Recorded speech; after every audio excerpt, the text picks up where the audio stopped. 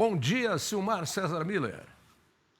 Bom dia, meu caro Otávio. Bom dia, nossos amigos do Terra Viva. Aos quatro cantos, e eu sei que você não viu o jogo, a briga de hoje é: foi pênalti ou não foi pênalti? O juiz roubou para o Palmeiras ou não roubou para o Palmeiras? A verdade é que os juízes do Campeonato Paulista fizeram pataquadas em todos os jogos. Espero que tenha terminado agora aqui na semifinal e que a final, o primeiro jogo começa domingo que vem, agora as regras sejam, de novo, as regras claras, né?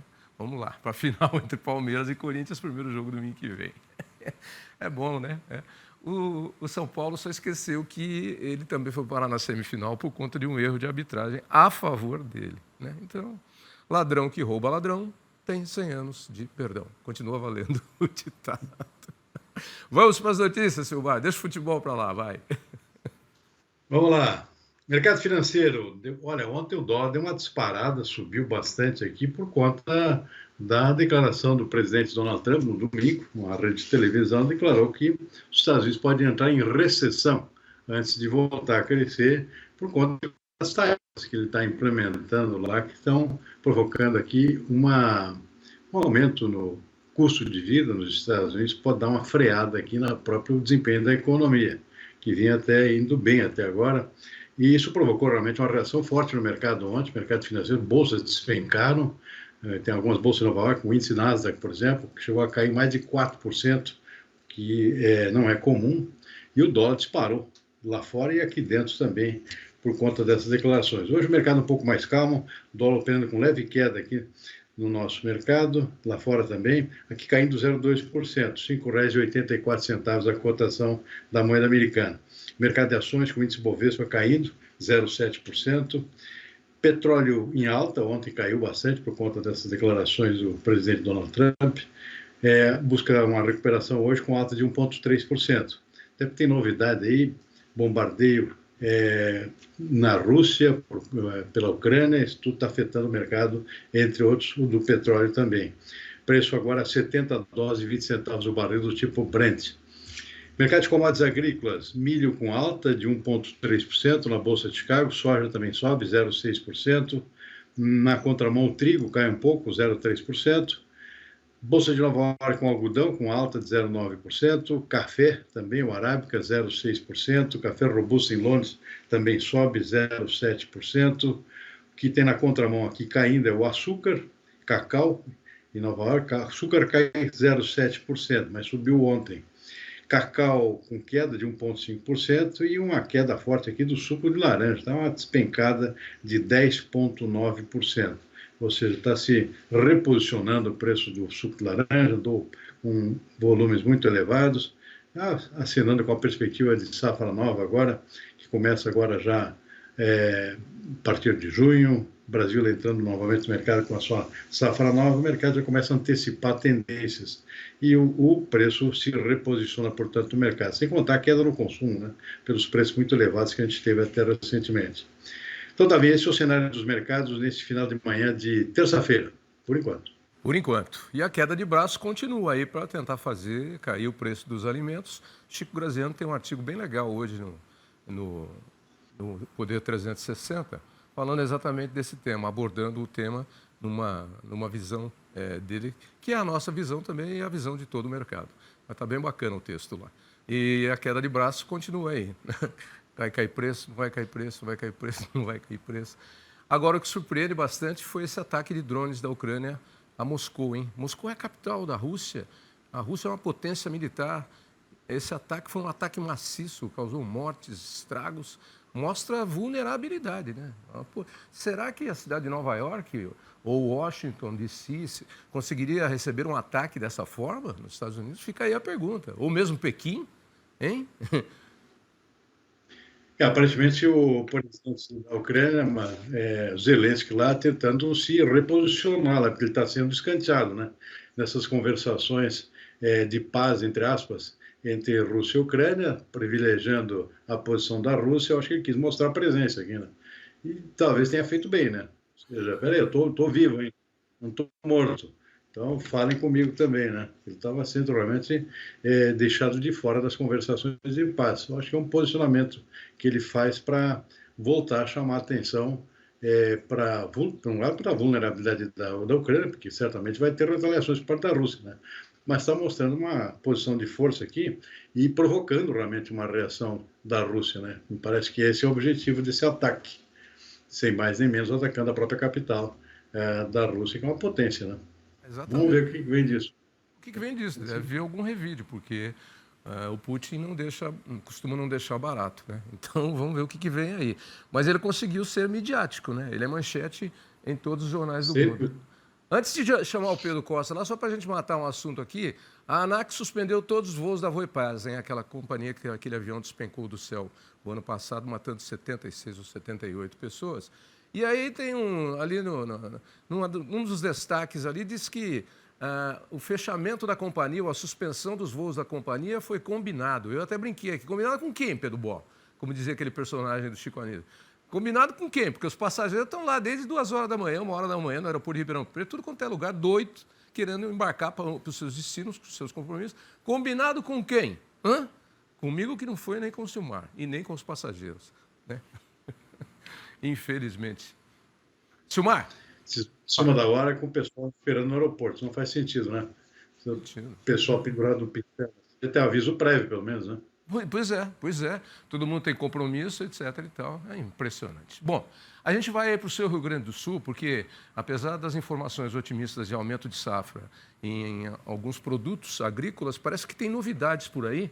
E o Pedro Costa, que está lá em Não Me Toque, na Expo Direto Cotrijal, tem umas informações aí que destoam um pouquinho e podem mexer com o mercado. Pedro, o que é que você tem aí para a gente? Bom dia.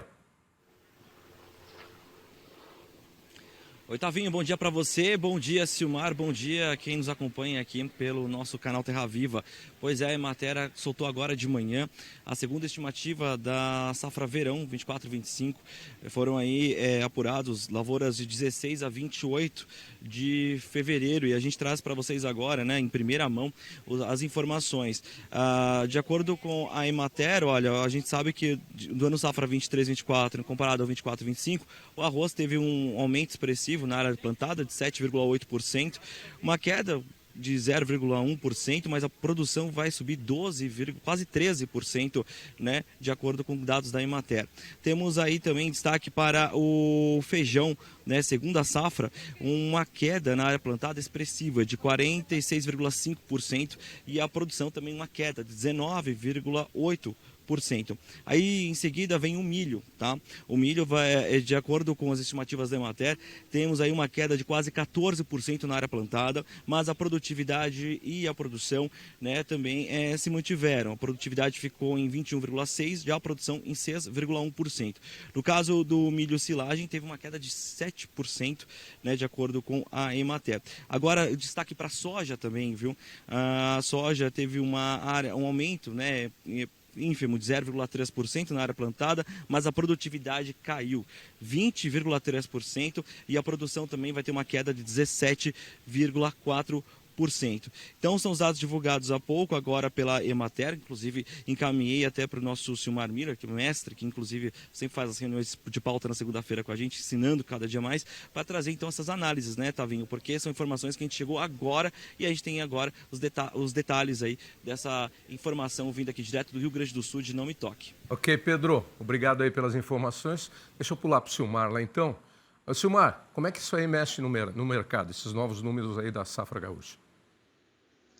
Bom, o principal dado aqui, claro, bastante negativo, mas de qualquer forma já era esperado, é o da soja, né?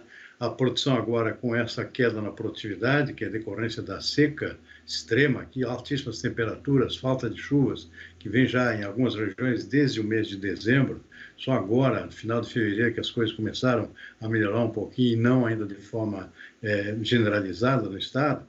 A soja aí com a perspectiva agora de produção caindo para apenas 15,1 milhões de toneladas. É uma quebra monumental, ou seja, muita soja perdida. Lembrando que isso significa uma queda de 17% em relação à safra do ano passado, que já não foi boa, foi prejudicada pela enchente, por exemplo, que afetou o Estado entre abril e maio, se considerar o potencial produtivo normal para essa safra, já que a área teve aumento de plantio, nós estaríamos falando aqui em 22, 23 milhões de toneladas. Então, nós estamos perdendo aqui, de 22 ou 23 para 15, no mínimo 7 milhões de toneladas que foram para o espaço, ou seja, perdidas literalmente aqui por conta desse clima desfavorável.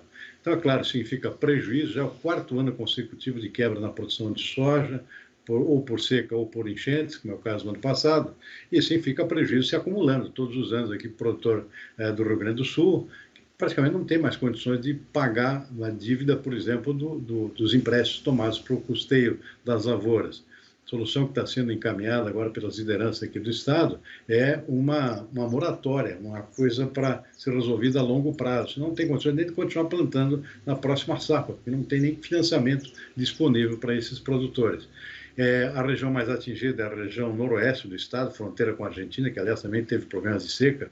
Então, as demais regiões até que tiveram uma safra razoável. De qualquer forma, uma perda extremamente expressiva, significa menos dinheiro também para os cofres públicos, menos impostos, menos dinheiro girando na economia e, claro, também afeta o volume total da produção brasileira, já que se trata do estado que normalmente é o 2º maior produtor de soja, às vezes é o 3º, perde um pouco o Paraná, dependendo do ano, ou seja, vai afetar a produção nacional, que era prevista em mais de 170 milhões de toneladas de soja, possivelmente não vai atingir esse patamar, deve ficar aí por torno de 165, 167 milhões de toneladas. No milho se salvou aqui, segundo a Emater, pelo menos por enquanto, um crescimento em relação ao ano passado de 6%, 4,8 milhões de toneladas. E a boa notícia aqui é o arroz. O arroz do Rio Grande do Sul, estado que é o maior produtor nacional, 70% da produção, o arroz do Rio Grande do Sul é irrigado, né? A parte sul do estado quase totalmente irrigado, então se safa bem de situações de clima desfavorável, como veio ocorrendo este ano, né? Então a área cresceu, os preços favoráveis aqui estimularam o produtor a aumentar a área de plantio, e a produção ainda está sendo bastante mais superior à do ano passado. Previsão agora de 8 milhões e 100 mil toneladas, um crescimento de quase 13% em relação ao ano passado. Então, aí, salvou-se o arroz e, consequentemente, vamos ter arroz mais barato também na mesa do consumidor brasileiro, que, aliás, era o que o governo vinha esperando, né? Então, tem mas também algumas boas notícias no quadro agrícola aqui do estado do Rio Grande do Sul. Essa do arroz é uma boa notícia, mas a da soja, infelizmente, é uma má notícia. Inclusive, uma bala a menos para o governo, que contava aí com um aumento da produção de grãos e de alimentos para baixar preços de alimentos nessa nova política que o governo está fazendo aí, intensiva para baixar preços dos alimentos. Lembrando que a soja é um componente importante da ração animal para frangos, suínos, aves, suínos, peixes, pets. Ela entra como um produto. Se você tem menos, o preço sobe e bate lá no fim da cadeia. O efeito cascata, né? Exatamente isso que acaba acontecendo. Bom, 2 assuntos aqui ligados às exportações brasileiras. Vou emendar os dois, que aí a gente ganha tempo com o Silmar. O primeiro deles, o governo brasileiro está negociando com os Estados Unidos a ampliação da cota de exportação de açúcar para o país. A cota pode servir como moeda de troca diante da pressão do presidente dos Estados Unidos, Donald Trump, por redução quanto à tarifa de 18% cobrada pelo Brasil para a entrada do etanol americano no território nacional. Atualmente, a cota preferencial de açúcar para acesso ao mercado americano pelo Brasil é de 146,6 mil toneladas isentas de impostos. O governo norte-americano tenta ampliar a quantidade já há alguns anos, para entre 300 mil e 400 mil toneladas, mas enfrenta resistência. Em 2024, as exportações brasileiras para o país alcançaram 876 mil toneladas, receita de aproximadamente 440 milhões de dólares. Bom, aí ainda está em negociação. Agora aqui já é resultado positivo, como sempre, né? O frango brasileiro voando longe, mais alto. As exportações de carne de frango avançaram 17,9% no mês de fevereiro, segundo a ABPA, que é a Associação Brasileira de Proteína Animal. Durante o mês, foram embarcadas 468,4 mil toneladas de carne de frango, frente a 397,2 mil toneladas no mesmo período do ano passado. É o melhor desempenho já registrado para o mês de fevereiro. O resultado em dólares registrou um aumento ainda mais expressivo, de 23,1%. Entre os principais destinos de exportação estão a China, que segue liderando com 49,6 mil toneladas, volume 18,1% superior ao mesmo período do ano passado, seguido pelos Emirados Árabes, com recuo de 1,5%, Japão, com recuo de 24%, a África do Sul, com avanço de 36,1%, Filipinas, com avanço de 2,1%, e o México, com 20,9 mil toneladas, avanço significativo de 272,3%. No território nacional, o Paraná segue como principal exportador do produto, com 186 mil toneladas embarcadas em fevereiro. Bom, Silmar, e aí? Vamos conseguir mandar mais açúcar para os Estados Unidos? E o nosso franguinho, ó, batendo asa, hein? Voando alto, hein? Voando longe. Vai bem o frango brasileiro. Bom, vamos começar pelo frango, Otavinho. É o resultado esperado, a tendência de um grande aumento da exportação brasileira de frango, até porque os Estados Unidos, que é o nosso principal concorrente, vem sofrendo aí com casos de gripe aviária, coisa que o Brasil, aliás, não só os Estados Unidos, vários países estão com esse tipo de problema. O Brasil, até agora, se safando de casos de gripe aviária, portanto, está bombando no mercado aqui. Muita demanda pela carne de frango brasileira por conta disso. O Brasil provavelmente está sozinho no mercado, já era e vai continuar sendo aqui o maior exportador mundial de carne de frango, e com tendência a ter um grande crescimento esse ano, exatamente por conta, pela demanda crescente ao natural já, e depois por esse caso aí de menor concorrência dos Estados Unidos, por causa desses casos de gripe aviária que vem causando sérios problemas para a avicultura dos Estados Unidos, seja na produção de frango, seja na produção de ovos também, né? Por conta da mesma situação, um abate de poedeiros muito grande lá para se safar desses casos de gripe aviária. Então, boa notícia, já esperada, esse comportamento positivo de fevereiro deve continuar assim ao longo de todo o ano, o Brasil possivelmente batendo um novo recorde aqui no volume e também em preços e em faturamento com a sua carne de frango. Bom, outro caso do açúcar, também, as pessoas são dois assuntos diferentes aqui, o Brasil saindo na frente aqui quanto à possibilidade de taxação, ou seja, de pressão dos Estados Unidos de fazer com que caia a taxação do etanol americano que entra no Brasil. Paga um imposto, se não me engano, de 18%, enquanto o etanol brasileiro entra nos Estados Unidos com um imposto de apenas 2,5%. Então, essa é uma das pressões já bastante expressadas já pelo próprio presidente Donald Trump, de que tem que dar uma empatada nessa situação, favorecer a entrada do etanol brasileiro, que a gente não precisa. Infelizmente, a situação é essa. O Brasil não precisa desse etanol porque produz o suficiente, inclusive, para exportar. Mas, por uma questão de equidade aqui tributária, possivelmente a pressão vai ser grande. Para evitar mais taxações ou mais retaliações aqui do governo americano, o Brasil aqui pensando em sair na frente e tentar fazer um troca-troca. Tudo bem, a gente deixa entrar com tarifa menor aqui, o etanol americano aqui no Brasil, vocês deixam entrar o açúcar brasileiro com a tarifa menor nos Estados Unidos. Ou uma cota maior de exportação, porque a cota agora é bastante limitada, com um imposto favorecido, né, de importação. Para exportar mais para os Estados Unidos, o Brasil exporta mais do que esse volume mínimo aí, volume básico, tem que pagar um imposto. Então, a ideia aí é tentar aumentar essa cota de exportação de açúcar para os Estados Unidos com tributação menor. É uma troca-troca. O Brasil saindo na frente aqui, antecipando suas negociações que certamente virão já no curtíssimo prazo com relação a essa questão de tarifação contra praticamente todos os países principais que exportam para os Estados Unidos. É a política de Donald Trump, a gente tem que dançar conforme a valsa, e aí está o Brasil, portanto, entrando no jogo. E louve-se aí essa atitude do Brasil, né, que já viu que o terremoto vem mesmo, uma atitude proativa, antecipou, né? Vamos ver se a gente consegue. Deveria ser assim para tudo, né? Antecipar as coisas para tomar aí novos caminhos antes que as coisas aconteçam. Muito boa essa jogada, essa política aí do Brasil em relação ao açúcar com os Estados Unidos. É o troca-troca, como você disse, e sai na frente, né? Mais difícil em outros setores, né? A questão do aço, por exemplo, seja um pouco mais complicado. O Brasil possivelmente vai ser penalizado aí nessa situação do aço. Mas tem alguns troca-trocas que dá para pensar também para outros produtos, além desses produtos do agronegócio brasileiro. Valeu! Boa terça-feira para você. O tempo está mudando por aqui, hein? Parece que vem chuva aí agora e vai refrescar. Vamos saber daqui a pouquinho a previsão do tempo. Como é que está Porto Alegre hoje? Já deu uma refrescada, dizia ontem, tanto que eu voltei a botar meu uniforme. O Tuiuiu veio com uma ideia aqui outro dia de que eu deveria vestir terno e gravata para combinar com você. Eu acho que não combina mais comigo. Eu já usei muito terno e gravata. O que você acha, Silmar? Pô, eu gosto, né? Você gosta? Não. Gauchado aqui, até pelo clima aqui. Pô. Aliás, são poucos que usam gravata. É executivo paulista, é deputado e senador em Brasília e gaúcho, metido a besta, né? Acho que são os 3 só que usam gravata, né? Executivo paulista não está usando muito. Executivo paulista não está usando muito mais, não, hein? É pouca gente, viu? Tá? Já diminuiu bastante. Mas eu acho bonito, eu acho elegante. Continue assim, tá bom? Um abraço, Tavinho. Boa tarde para você e toda a equipe. Até amanhã. Para você também. Até amanhã.